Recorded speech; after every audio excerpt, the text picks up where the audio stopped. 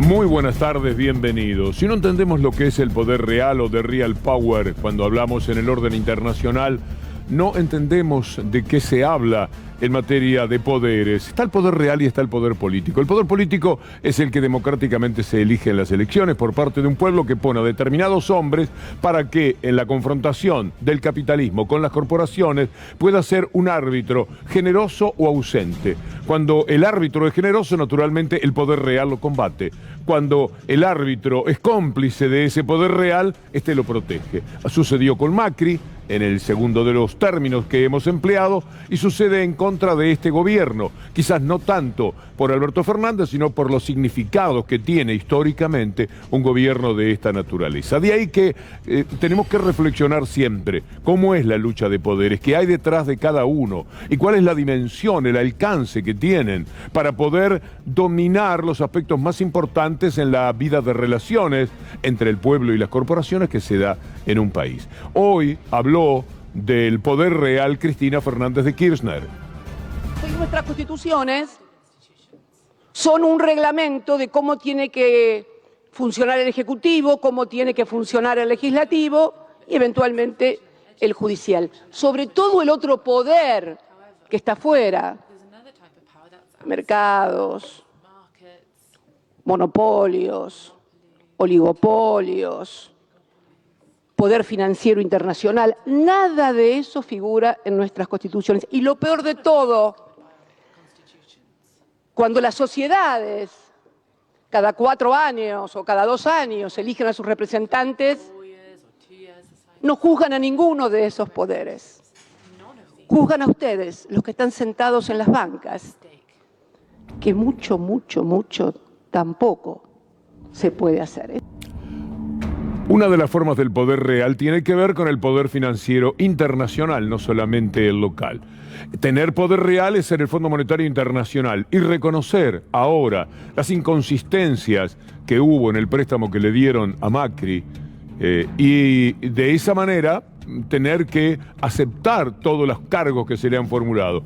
¿Y cuál es el precio que tiene que pagar? Ninguno va a cobrar como si hubiera hecho las cosas bien. Veamos la información para que usted pueda ir entendiendo de qué vamos a hablar hoy sobre poder real y poder político. El Fondo Monetario cedió sus principios económicos, dijo el ex directivo alemán Martin Mühlhausen, un economista importante, y dijo que el organismo antepuso consideraciones geopolíticas para ayudar con un acuerdo flexible. Esto es lo que le reclamábamos al gobierno argentino. Endílguenselo, vayan al frente con este tema. Hicieron mucho mal de una manera deliberada, se traicionaron hasta ellos, lo están reconociendo y por lo tanto era la Argentina la que tenía que fijar más firmemente las condiciones de esa relación de los pagos que ahora hay que realizar. Mire usted la lucha con el poder real que tiene López Obrador en México y ya sabemos que es un hombre que está lidiando con el poder real a favor del pueblo.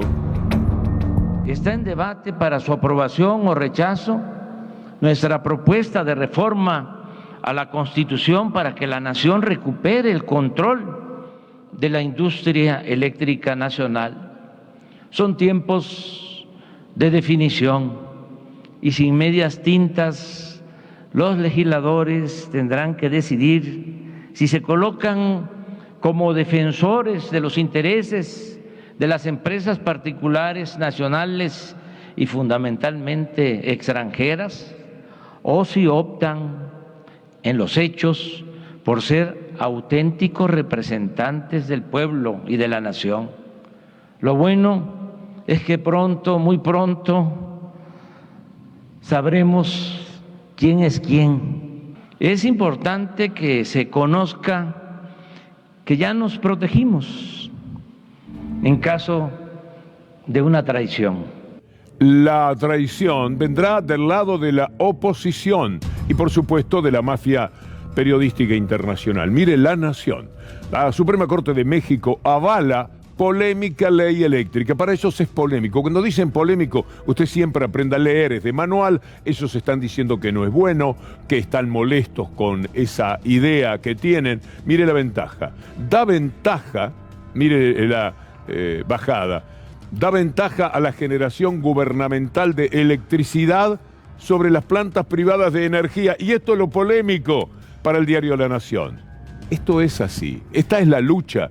A México y a la oposición La Nación la ayuda desde aquí. Y cuando se trata de ir contra el gobierno argentino, si representa al pueblo, vienen el Mercurio de Chile, O Globo de Brasil, El Comercio de Lima, todos los diarios. Y por supuesto, Financial Times, el Daily Mail, todos ellos a jugar para crear una expectativa o negativa o favorable según sus conveniencias. Mira lo que pasa ahora en España, hablando de las eléctricas, hablando de esto mismo. La noticia es la que vamos a compartir ya mismo con ustedes. Las eléctricas ganan más de 6.500 millones de euros en el 2021, mientras el precio de la luz se duplica para hogares y empresas, dice Público de España. Bueno, lo pueden hacer, ese es el poder real.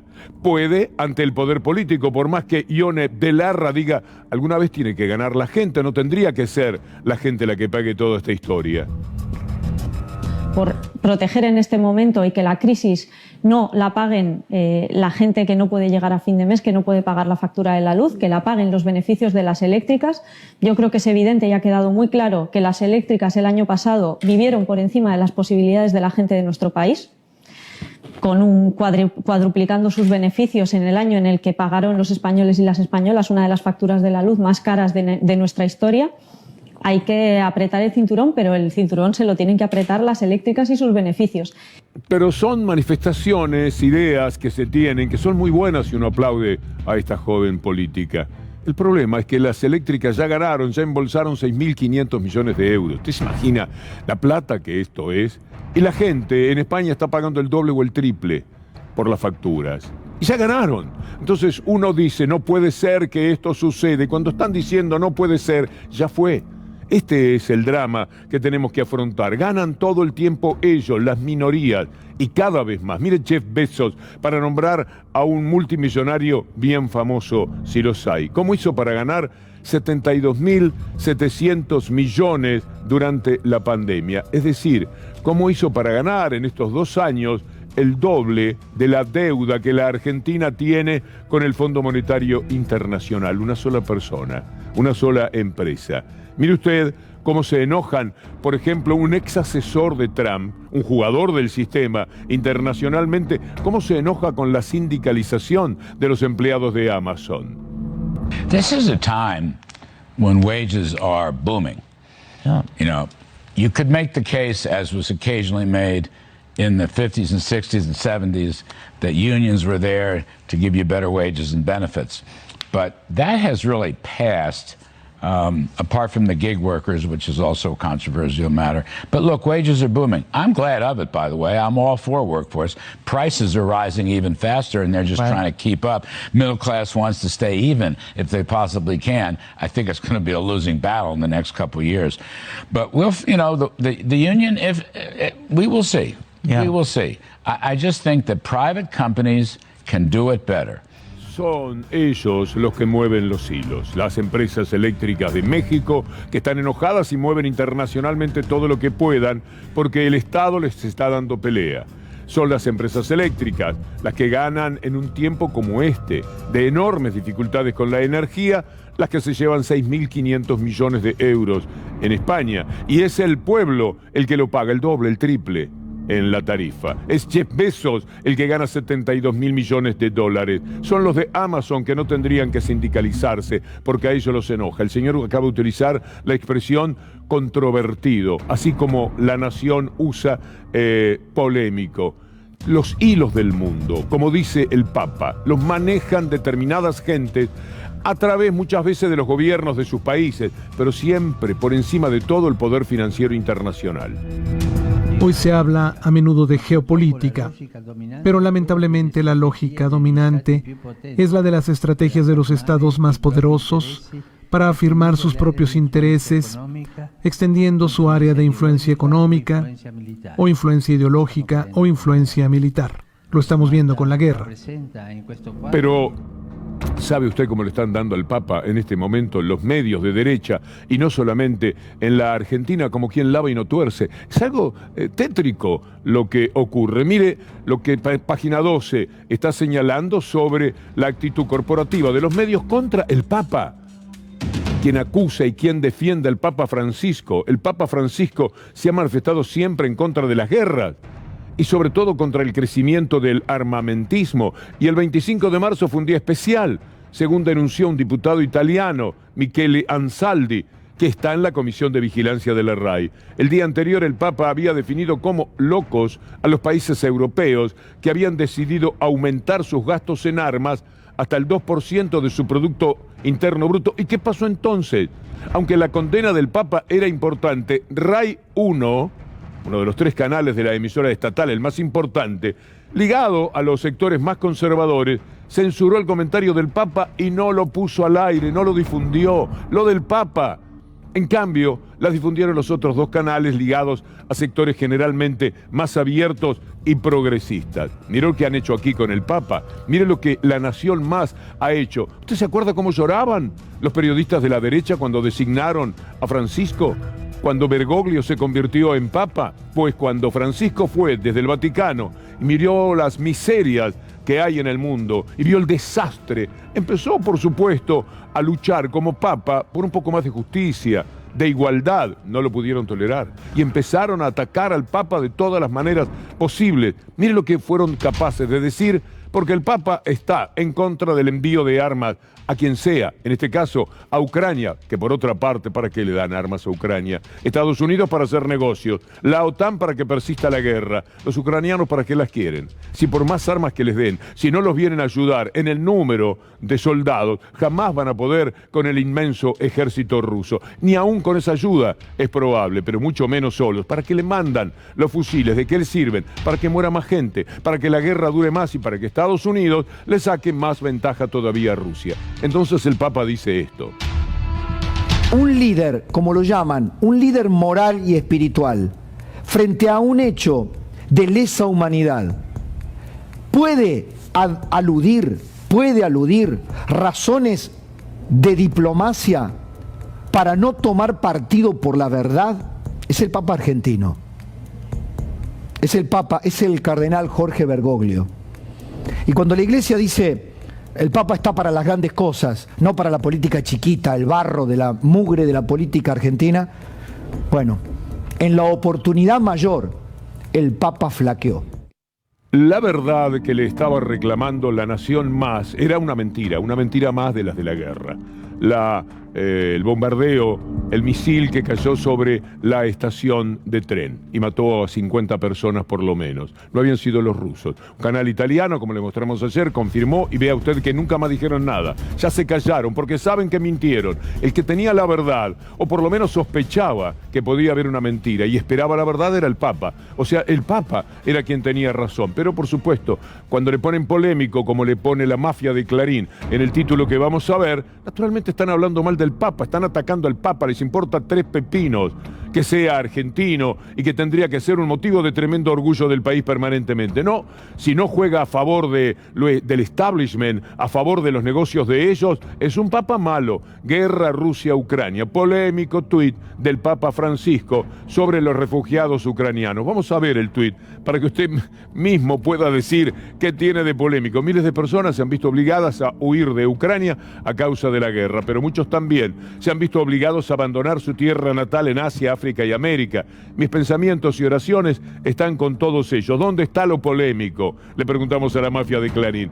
Usted, si puede, denos una respuesta. De ahí que el Papa, en una carta que para orgullo de Gustavo Silvestre le envió a nuestro compañero, el Papa dice cosas como estas, refiriéndose justamente a un periodismo que seguramente él conoce, está haciendo de estas diabluras, esta manera de llevarse las verdades por delante. Vamos a ver esta parte de la nota, de la carta que envió el Papa a Gustavo.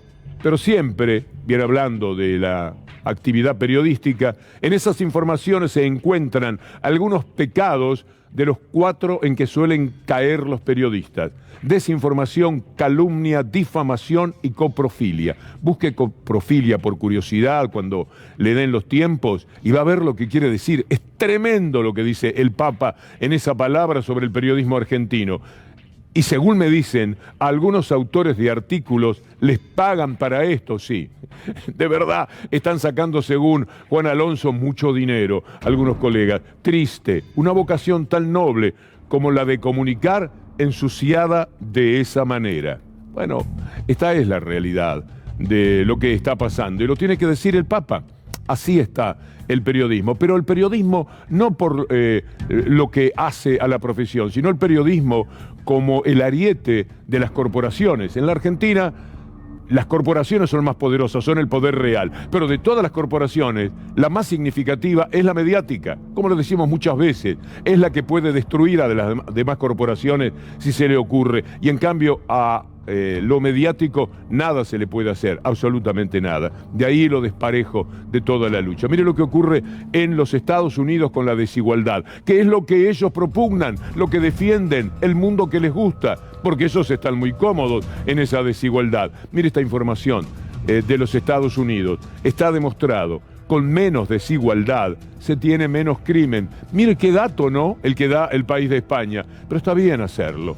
Una distribución del ingreso más equitativa ha contribuido a mitigar la violencia en algunas localidades de Latinoamérica, de acuerdo a una investigación del Banco Mundial. Bueno, es un análisis de más de 2.000 municipalidades, etcétera.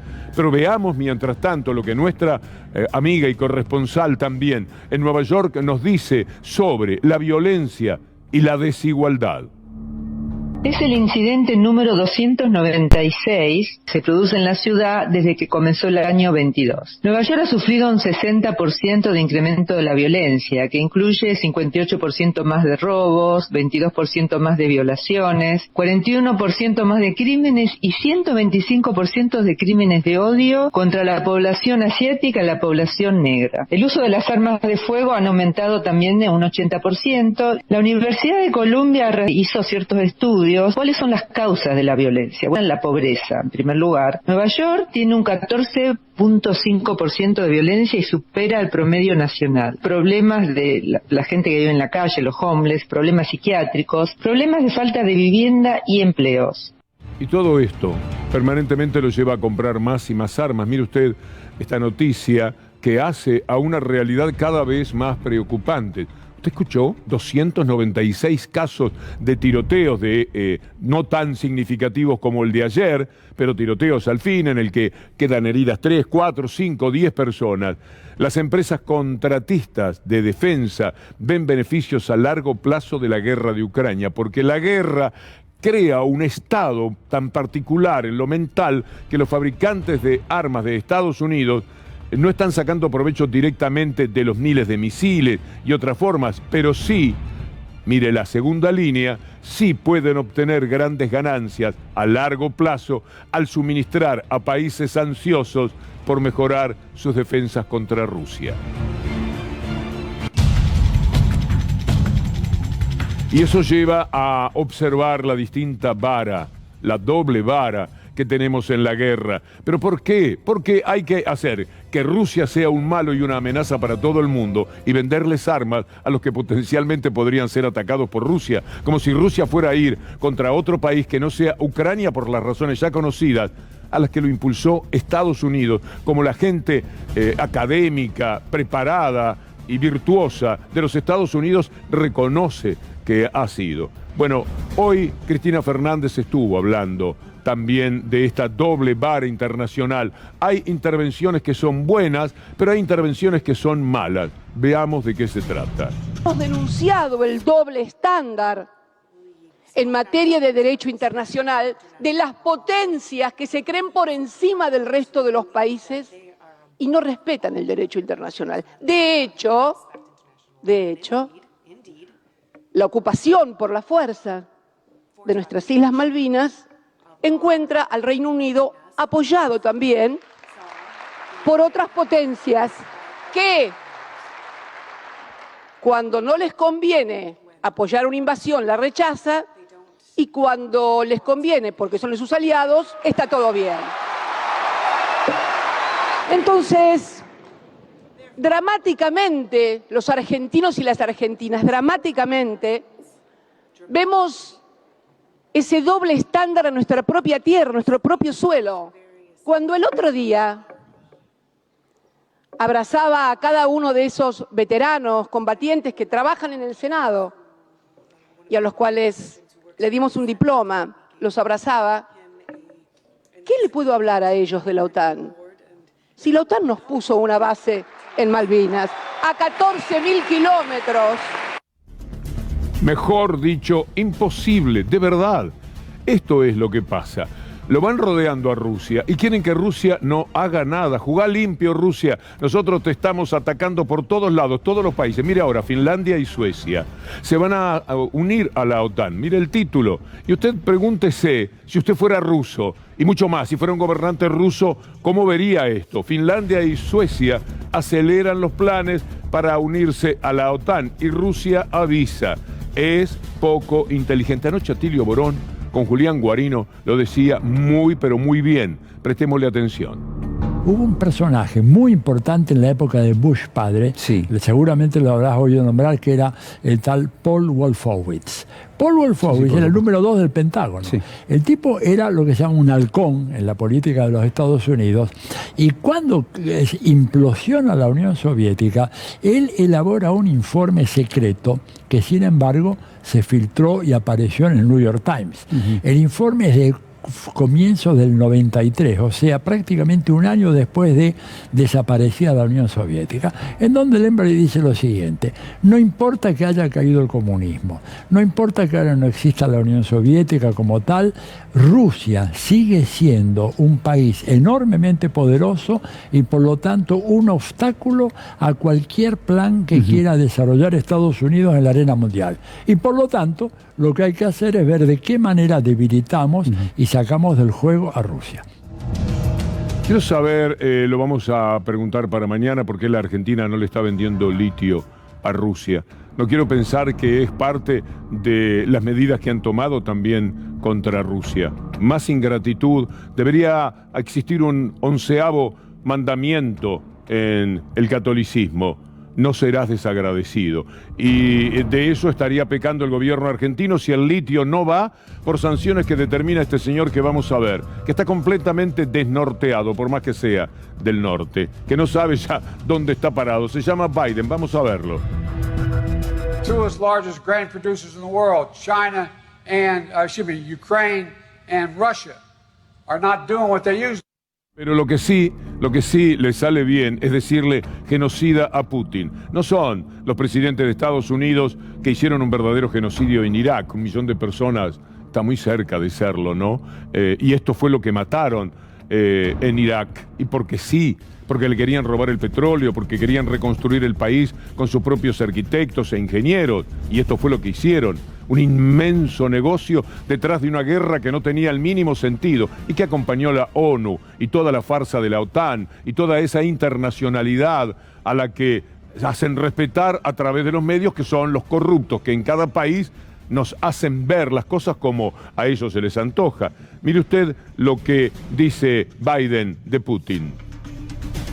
I'm doing everything within my power by executive orders to bring down the price and address the Putin price hike. In fact, we've already made progress since March inflation data was collected. Your family budget, your ability to fill up your tank, none of it should hinge on whether a dictator declares war and commits genocide in half a world away. Bueno, Putin es un genocida. Los presidentes de Estados Unidos que libran guerras siempre desparejas, los que dan las armas a quienes están permanentemente en guerra en algún lugar de la tierra siempre. Ellos no son genocidas, son los otros. Mire, es tan estúpida esta doble vara que todos los días tener que demostrarlo resulta un poco cansador. Por suerte va Macron y le dice: tengamos un poco de cuidado con las palabras, se lo dice a Biden. Joe Biden accuse Vladimir Poutine de génocide en Ukraine. Il veut effacer l'idée même d'être ukrainien. Ce sont les mots utilisés par le président américain. Un génocide, c'est un mot que vous utiliseriez alors qu'on a découvert 20 000 morts à Mariupol notamment. Je dirais que la Russie a déclenché de manière unilatérale une guerre brutalissime, qu'il est maintenant établi que des crimes de guerre ont été faits par l'armée russe et qu'il faut maintenant en trouver les responsables et aller devant justement la justice. Et c'est ce que nous sommes en train de faire aux côtés des Ukrainiens. On a envoyé une coopération Je serai prudent avec les termes aujourd'hui parce que... Pourquoi? Mais parce que ce sont des peuples frères. Un génocide, ça a un sens, c'est... Le peuple ukrainien, le peuple russe sont des peuples frères. C'est une folie ce qui est en train de se passer. Pero el poder real adentro juega de una manera todavía más específica y se lleva por delante toda capacidad de raciocinio. Hoy Cristina Fernández dijo, como muchas veces se lo vamos a demostrar, que el poder político frente al poder real no es el poder. Ella alguna vez dijo el 25% tendremos del poder real. Y para mí, cuando daba esa cifra, lo exageraba. Porque es tan aplastante lo del poder real. Usted lo ve todos los días. Cuando hablan de precios y dicen no se puede remarcar precios y lo hacen, ese es el poder real ganando. Cuando le dicen vamos a poner determinada cantidad de artículos a tal precio y no lo hacen, ese es el poder real ganando. Y así, cuando el campo dice no queremos estas retenciones, no queremos, y el gobierno se retrasa en eso, es el poder real ganando. Cuando los industriales dicen no queremos paritarias o no queremos tal salario y llegan a conseguirlo, es el poder real el que gana. Y frente a eso el poder político es poca cosa. Esto fue lo que dijo hoy Cristina Fernández de Kirchner. Por supuesto, quienes están interesados en la ruptura total del gobierno, lo tomaron como una forma de atacar a Alberto Fernández. En todo caso es defenderlo, es decir, porque ella lo padeció en carne propia, lo difícil que es desde el poder político pelear contra el poder real. Hoy, nuestros parlamentos, nuestros ejecutivos, nuestro poder judicial, tantas veces cooptados por el mercado y factores económicos además, ¿no?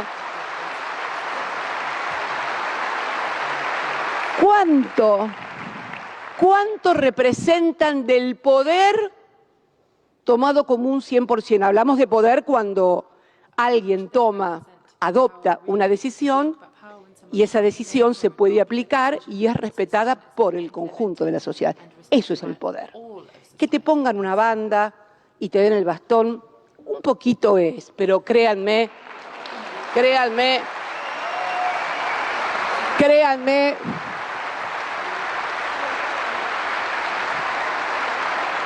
y lo digo por experiencia, ni te cuento si además no se hacen las cosas que hay que hacer, ni te cuento, pero bueno, dejémoslo ahí. Inmediatamente esto fue usado por los que tienen interés en que las cosas sean así y los demás, como siempre, se dejaron marcar la agenda. Mire lo que apareció en este rato, desde el discurso hasta ahora, todos esos diarios, jugó de local en un auditorio camuflado de militantes que celebraron su frase de la banda y el bastón. Sinceramente, Cristina Kirchner reconoció que desea una dictadura. La indirecta de Cristina Fernández para Alberto Fernández, que te pongan la banda a vos y te den un bastón, no es poder, como si no fuera a cualquiera. Dijo, lo sé por experiencia. Acaban de escucharla.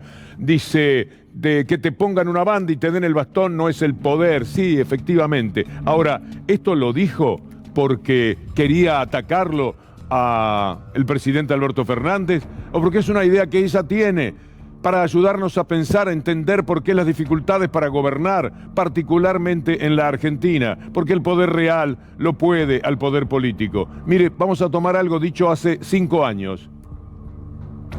Debe haber varios discursos míos que no son discursos, es una concepción, una visión. Yo siempre sostuve que quien ocupa la Casa Rosada, si midiéramos al poder como un todo del 100%, quien es presidente de la República podrá tener el 20, el 25% del poder, y es mucho, ¿no? El otro 75% son las corporaciones económicas, nacionales e internacionales. Es la sociedad a través también de sus órganos de expresión, pero fundamentalmente son las corporaciones económicas, en donde con un movimiento de capitales te vacían un país de un momento para el otro. Lo que sí tengo claro, que yo no fui un dispositivo del poder, del verdadero poder, y por eso estoy sufriendo las cosas que hoy sufro, yo y mis hijos. Bueno, es exactamente lo que ocurrió hoy. Lo ha dicho muchas veces en realidad. Juegan con el olvido, con el desconocimiento, y sobre todo con una maldad que inmediatamente por sonsos, otros que tienen buenas intenciones también toman. ¿Quiere escucharla de nuevo hablando de qué es el poder real y el poder político? Para que vea que es casi un hábito en ella. Y yo creo que esto tiene una partida de función, este modelo del Estado de bienestar, con la caída del muro de Berlín. Allí comienza a construirse claramente otra construcción política, el neoliberalismo. Porque si el Estado de bienestar te decía, bueno, el Estado es responsable de las políticas de educación, de salud, de que vos puedas tener vivienda, bueno, ahora ya no era necesario. El peligro comunista había pasado. Entonces ahora había que construir otro sentido común, que no era el del Estado responsable de lo que nos pasa a los ciudadanos. Vos sos responsable de lo que te pasa. Si vos tenés trabajo, es por vos. Y si no tenés, también es por vos. ¿Y qué impacto en la democracia? De repente, la crisis democrática también es una crisis de un modelo de representación política. Nuestras sociedades están conformadas con un poder legislativo, poder judicial y poder ejecutivo. Decime, en el 100% de lo que es el poder en un país, ¿cuánto representan estas instituciones? Yo creo que no más del 30% del poder real. Entendido el poder como aquel que puede tomar y adoptar una decisión y que esa decisión se pueda aplicar y sea respetada por el conjunto de toda la sociedad y de todos los factores económicos. Y esto que dice Cristina Fernández de Kirchner lo saben muy bien aquellos que ejercen el poder real. Esta pastilla, como lo decimos nosotros, este video pequeñito va a permitir recordar cómo sí hay alguien que conoce perfectamente cuál es el poder y que usa su diario, sus medios y sus canales para hacernos creer todos los días que el poder maléfico que domina es el poder político, el poder que representa al pueblo, cuando son ellos los que se llevan todo por delante. A ver esta anécdota si la recuerda. Cuando fue la famosa discusión Menem-Mañeto, por ejemplo, discutían el tema de, bueno, Menem le concedió Canal 13 a Clarín y todo eso. Entonces parece que Menem en medio de la discusión le dice a Mañeto, lo que pasa es que usted lo que quiere es mi puesto. ¿Usted quiere ser presidente? Usted quiere ser presidente. Contestó Mañeto, puesto menor. Puesto menor. Es así, ellos lo saben muy bien. A la perfección lo conocen. Por lo tanto, lo que hoy dijo no es el uso, no es del uso que le han querido dar, por la ventaja que el poder real le hace creer. Eso es tener poder. Convertir a la gente en idiota, en imbécil, que siguen tranquilamente. Y le habló Alberto Fernández y dijo que el bastón y que el sillón. Lo ha dicho toda la vida, porque piensa lo que modestamente nos permitimos también pensar nosotros. Poder real y poder político están separados por enormes distancias. La maravilla del poder político es cuando se le anima al poder real aunque pierda. Por lo menos el pueblo se siente representado. El drama es cuando el poder político poco a poco se va recostando al poder real, porque entonces el pueblo está perdido, el pueblo está vendido por quienes se pasan, como muchísimas veces ha ocurrido, a formar parte del poder real o a ser obedientes del poder real. Esto es lo que no se puede hacer, porque los designó el pueblo en cada uno de los casos. Pero el conocimiento del pueblo de que ese poder político es inferior en cuanto a lo que llamamos poder a los otros, a los perversos, a los que roban, a los que marcan precios, a los que no quieren entregar una moneda en tiempos de pandemia, en tiempos de guerra, con todo lo que están ganando, y en este caso me estoy refiriendo a la gente de campo. Cuando hablamos de estos poderes es necesario tener esta consideración, porque si no, no entendemos absolutamente nada de lo que estamos hablando. Gente que además, desde el poder real, se hace ayudar. Fueron muy ayudados en la pandemia, como dijo hoy Cristina Fernández de Kirchner. Acá, en el mundo y en nuestro país, durante la pandemia,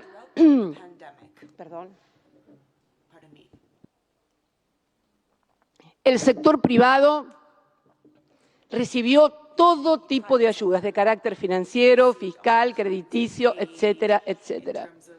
Sin embargo, ante esta otra tragedia que estamos viviendo hoy, de una guerra de la cual voy a hablar ahora, tenemos que el mercado nos contesta con que, no importa, son mis ganancias, es mi rentabilidad y los demás que revienten. Bueno, miren, no vale así, como dicen los chicos, así no juego más. Así no juego más. Claro, así no juegan, así no juegan. O en todo caso juegan con la pobre gente que todavía les cree. A veces no digo tan pobre gente porque no se trata solo de lectores o telespectadores, hay mucho cómplice que también cree que en su vida, y a lo mejor es así, les sirve esa forma derechista de pensar el mundo, que es cruel, es criminal, es ladrona, todo lo que sea la derecha, tiene que ver con lo peor de la condición humana, con lo peor de la condición humana. Pero hay quienes naturalmente se sienten muy cómodos. Mire usted el diario La Nación, a propósito de lo que decía Cristina Fernández de Kirchner, sobre cómo fueron ayudados. 4.000 millones de pesos le dio el gobierno a través del Banco Nación y del Banco Provincia a la gente del campo. Ahora el título de La Nación de hoy, La Nación, socio de la sociedad rural, en Expo Agro y en todos los negocios que usted puede imaginar. Déjenla un poquito más esta placa. El campo, mire usted, rechaza la idea, ya ni siquiera el hecho, rechaza la idea de crear un impuesto a la supuesta renta inesperada. De esta manera juegan. ¿Quiere usted ver las ganancias del campo una vez más? Ya lo hemos mostrado, pero ganaron en la pandemia, fueron los únicos casi ganadores en la pandemia. Las ventas durante el cuarto trimestre del 2021 alcanzaron una facturación de 53.098 millones. Esa cosechadora pudo haber sido comprada posiblemente con préstamo que le dio el Banco Nación y que le dio el Banco Provincia, 4.000 millones de pesos entre ambos. Esto representó en lo que ganaron un aumento del 66% en relación con el mismo trimestre de 2020, cuando también habían ganado. Así no se puede vivir, así no hay manera, porque ellos, con sus precios, con querer exportar, vender afuera permanentemente y hacer su gran ganancia, desatienden lo de adentro, desatienden lo argentino. Después aparecen con la banderita en los tractores y desfilan por la 9 de julio para las cámaras de TN especialmente y cantan el himno. Pero mientras tanto al resto de los argentinos le sacan el pan de la mesa, le sacan la carne y lo venden afuera. No es justo. Estamos hablando de los capangas del campo, no del laburante de campo, que muchas veces no tiene más remedio, porque son zonas pequeñas y todos se conocen, que decir amén a lo que quieren esos capangas. Mire usted cómo colaboran, por ejemplo, cómo ayudan a la inflación. Desde ya que la inflación tiene varios elementos, pero ninguno tan significativo como la apetencia de esta gente que no para de ganar. Tristemente, en marzo de este año tenemos 6.7, lo peor de 20 años en la consideración de un mes. Es verdad que el resto del mundo también está con inflación. Vamos a ver España. Por supuesto que no es comparable en las cifras, pero sí las circunstancias. Ni Estados Unidos, ni España, ni Alemania, ni Brasil, decenas de países han tenido la inflación que tienen ahora en los últimos 30 y 40 años. Malas noticias para los bolsillos de los españoles. La inflación del mes de marzo continúa la tendencia alcista de los precios con un 9,8%, lo que significa que los salarios darán para comprar menos bienes. La variación interanual del mes indica que los productos cuyo precio se incrementa son la electricidad, casi un 108%, y la gasolina y el gasóleo, más de un 40%. Los alimentos básicos también han experimentado una subida remarcable. Solo 11 productos de los 200 tasados bajan su coste. Igual, en todos los sitios, unos pocos dueños de los diarios, dueños de los canales, se quedan con todo, y muchísimos no son dueños de un pedazo de pan en su mesa. Y esta lucha hay que entenderla, hay que saber con quién se pelea, porque ellos consiguen ser los culpables reales del desastre que es el mundo y conseguir que otros tengan que asumir esas culpas. Que la gente mire permanentemente al gobierno. Si hay inflación, vamos a mirar al gobierno. El gobierno es incapaz ¿de qué?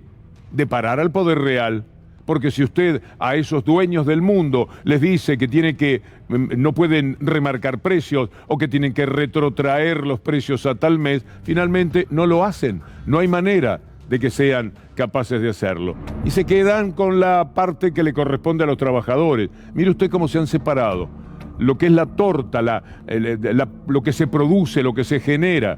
Mire este dato, cómo ellos consiguen tener cada vez más y el trabajador cada vez menos. Dice BAE Negocios, los trabajadores perdieron participación en el reparto de la torta. ¿Se acuerda la imagen que tenemos de la torta?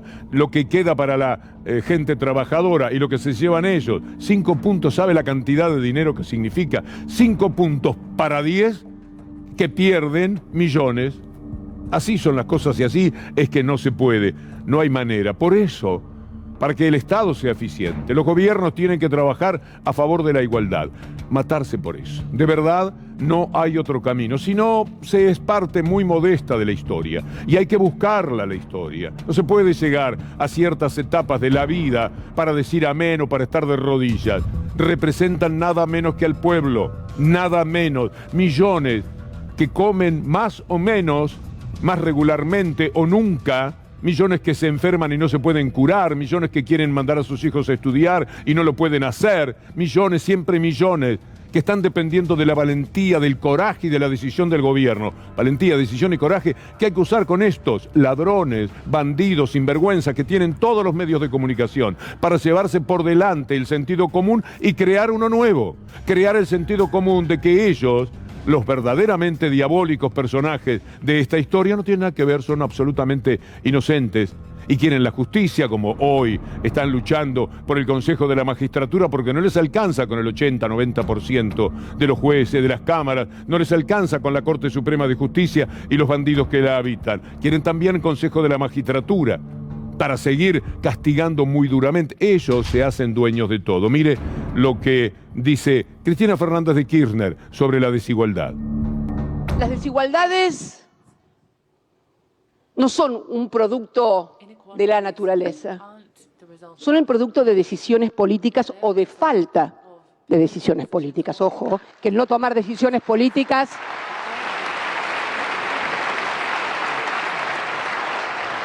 también lo es. Creo entonces que la gran discusión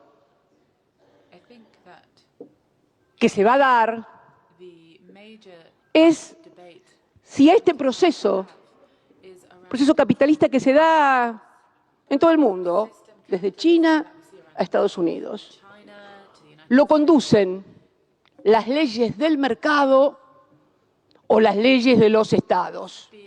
Esto es la clave, me parece, para abordar seriamente el programa y el problema de la desigualdad. Pero el pueblo, en todo caso, se manifiesta frente al Ministerio de Desarrollo, al Ministerio de Trabajo, al Ministerio de Economía, a los ministerios van siempre al gobierno. Muchachos, alguna vez sería interesante porque hay plazas delante de las empresas. Muy pacíficamente, de la manera más pacífica, por el amor de Dios, decirles a ellos que sabemos lo que están haciendo y reclamarles a ellos que duerman esa noche no tan tranquilos como siempre, que tengan en su conciencia una multitud que va frente a la empresa y le dice lo que tiene que decir. Algunas empresas, qué sé yo, las mediáticas, por ejemplo, me encantaría poder ir, iría con una bandera tranquilamente, acompañaría, porque es ahí donde tenemos que estar. Siempre el Ministerio de Desarrollo es poco original, entiendo de lo que se trata y saben lo que les quiero decir, pero alguna vez enderecen para las empresas, que sepan, que sabemos quiénes nos hacen tanto daño. Delí hablaba de por qué no van a las empresas. Con todo respeto y respetando la lucha de todos, que van a la Plaza de Mayo a hacer piquete, a protestar. No, hay que ir a Arcor, hay que ir a Matarazzo, hay que ir a la Serenísima, ahí hay que ir. Y decirle a las empresas, sabemos que ustedes perdían con Macri, pero ideológicamente se sentían más cómodos y que ahora ganan millones y millones. Falta una palabra ahí, y millones. Le digo a mi amigo Roberto Navarro con un abrazo. Mientras que en los primeros 2 años del actual gobierno la economía creció solo medio punto del PBI, 4 de las principales firmas alimenticias obtuvieron ganancias millonarias. Mire, una de ellas pasó de 8.000 millones en 2020 a 20.000 millones, 19.000 millones y unas moneditas en el 2021. Y ahora no se sabe porque no la han podido contar, todavía no dan abasto para contar. Emplean gente para que les cuente la plata. Y así no se puede. toda, absolutamente toda para ellos, toda la ganancia, y tienen el poder real. Cuando uno se enoja y les exige algo, aparecen Clarín y Nación diciendo el gobierno presiona. ¿Ha leído usted eso? El gobierno amenaza. ¿Alguna vez se encontró con ese título? Digamos, 900 o 1000 veces en los últimos tiempos. Y cuando usted le dice al campo que están con una renta fantástica, muchachos, tengo la idea, vamos a ver cómo lo hacemos, de tomar un poco de eso que dijo Martín Guzmán charlando con Gustavo Silvestre el otro día, inmediatamente en La Nación pone, hay ya expectativa, molestia y bronca en el campo por la idea que han trasuntado. Son terribles. Sergio Palazzo habla de la redistribución o esto se va a poner feo. En serio, un día se va a poner feo, muchachos. Esto se lo digo a esas empresas que están muy tranquilas, porque la gente va a protestar al Ministerio de Desarrollo y no sabe dónde quedan las empresas. No las tiene en cuenta. Yo creo que lo que está marcando es una realidad, no se puede poner feo. A ver, yo sé para dónde va el enojo, es si hay algún clima social. Bueno, el clima social está a la vista, ¿no? Está en la calle. Pero está feo. Mañana hay acampe de vuelta. Pero está feo porque a la gente le va mal. Entonces, si a la gente le va mal, uno no puede decir que no está feo. Está feo. Ahora, si eso implica otro tipo de acciones, bueno, eso es otra discusión. Pero Feletti no ha dicho otra cosa que la realidad.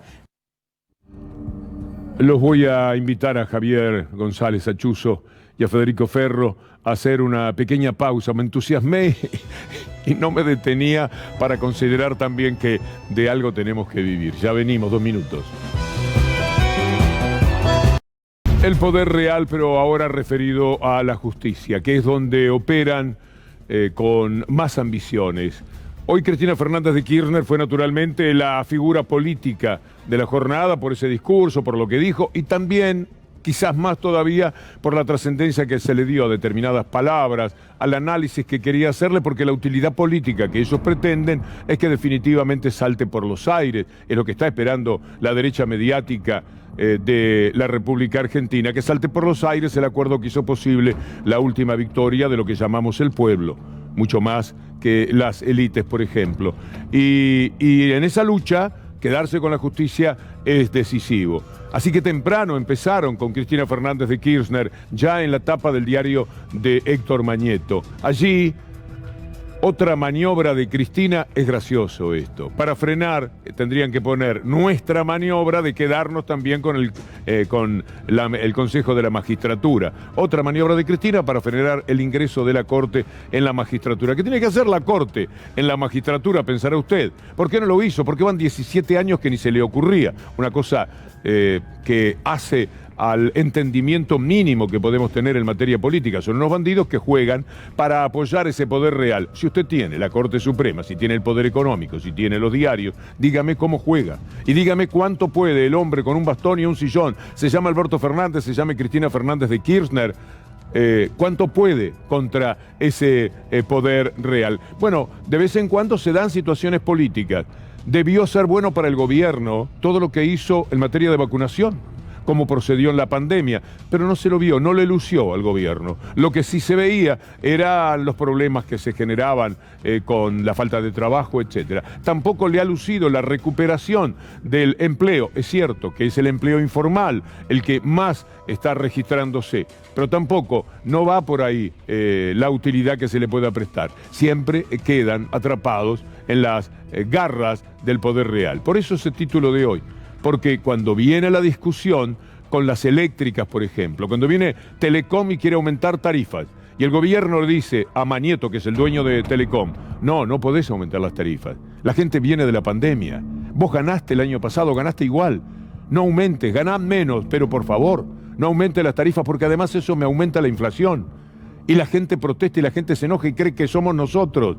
Entonces le dice, vas a poder aumentar el 5%. ¿Qué hace el poder real, representado en este caso por Mañeto y sus acólitos y sus diarios y Telecom y Nextel y así sucesivamente? Aumenta un 20%. Enero, febrero, marzo, abril, roban miles y miles de millones de pesos. A los jueces no se les ocurre que podemos pensar que sean comprados con tanto dinero como el que hay a disposición. Nunca lo devolvieron, jamás devolvieron un centavo. Miles de millones robados. En junio otro aumento. Julio, agosto, septiembre, así sucesivamente. ¿Qué se puede hacer frente a eso? Y por supuesto eso colabora con la inflación. Esos números van también a la inflación, además de quitárselo directamente del bolsillo a la gente. Y la gente mira la factura y se enoja con el gobierno. Es tremendo lo que nos pasa. A usted le sucede. Capaz que a uno, si estuviera un poco menos informado, también le ocurriría lo mismo. Pasan la factura por debajo de la puerta, se le da el encargado del edificio cuando usted entra, y usted la mira y dice, qué barbaridad. Es que con este gobierno no se puede, así no hay manera, no hay cuerpo que aguante. Y el gobierno estaba haciendo lo posible. Usted lo escucha a Gustavo López del ENACOM, la pelea que dan Ambrosini y toda la gente del ENACOM. Y consecuentemente el gobierno detrás no pueden. El Poder Real les dice, no, vamos a aumentar lo que nosotros queramos. Y lo hacen. Pero cuando el gobierno va y presenta una demanda por esto que le hacen, ellos tienen un juez por encima de eso que dice, no, tiene razón las empresas. Ni siquiera dice tiene razón. Hay que esperar para ver quién tiene razón. Y mientras tanto cobran. Mientras tanto se quedan con todo ese dinero. Y algún día, si llegan a tirar para el lado de la justicia, ya habrán ganado tanto dinero que no les va a importar que un mes o 2 meses tengan que ganar un poco menos. Esta es la lucha. Empezamos hablando del poder real y a esto llegamos. Esta pelea es por todas las bolitas. Esta pelea del Consejo de la Magistratura, de la Corte Suprema, que me pregunto, ¿por qué Alberto Fernández no se decide a poner integrantes también por decreto como lo hizo Macri en la Corte Suprema de Justicia? ¿Por qué no jugar fuerte?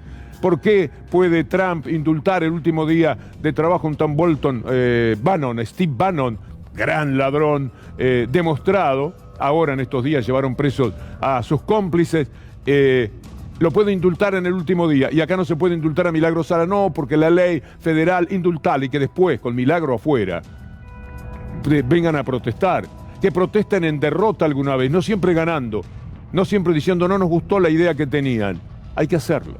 Algo hay que hacer, porque si no, vivimos atosigados, vivimos devorados por ese poder real. Bien, vamos a prestarle atención ahora a este collage. Las tapas que venían por el dólar futuro, este es el poder real. El dólar futuro era una decisión política con la que el gobierno ganó siempre. Cuando ellos ganaron la elección, hicieron que el dólar futuro se fuera más caro y que perdiera. ¿Quiénes eran los ganadores? Ellos. ¿Quién es el comprador más importante de dólar futuro? Manieto con Quintana, 11 millones de dólares. Quintana, el que era uno de los capos del gobierno de Macri. Y la querían llevar presa a ella, por eso la arrastraron de la mano de Bonadío, que era tan servil al sistema, aquel día 13 de abril de Comodoro Pi, que vale la pena recordar. Quiero decirles algo que no es nuevo. Se los dije el 9 de diciembre en la plaza. Cuando los dirigentes no respondan a ustedes, tomen la bandera y marchen adelante. No esperen salvadores ni mesías. Acá no hay salvadores ni mesías. Pasó algo aquel día, llovía muchísimo, la gente desde la madrugada, un pueblo, es inolvidable. Estoy mirando ahí una foto grande que ahora comparto con ustedes de lo que ocurrió en esa jornada. La película Tierra Arrasada, que fue una verdadera joya de películas documentales, tomó este momento en el cual, después de la lluvia vino el sol, como escuchando proféticas palabras. Y la única responsabilidad que siento sinceramente como militante política es ayudar a que mis compatriotas vuelvan a vivir un poco mejor, que era lo que le habían prometido. Respeto a la voluntad popular. Yo respeto a la voluntad popular. Los quiero mucho. Los quiero mucho. Salió el sol finalmente. ¿Vieron? El sol siempre sale. Aún cuando más nublado parezca, el sol siempre está.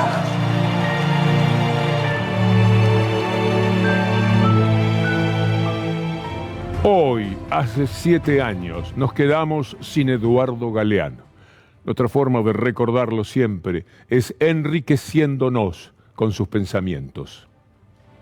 Entonces, ¿Podemos hablar de un mundo democráticamente organizado cuando el mundo depende de 3 organismos no democráticos que toman las decisiones en lugar de la humanidad?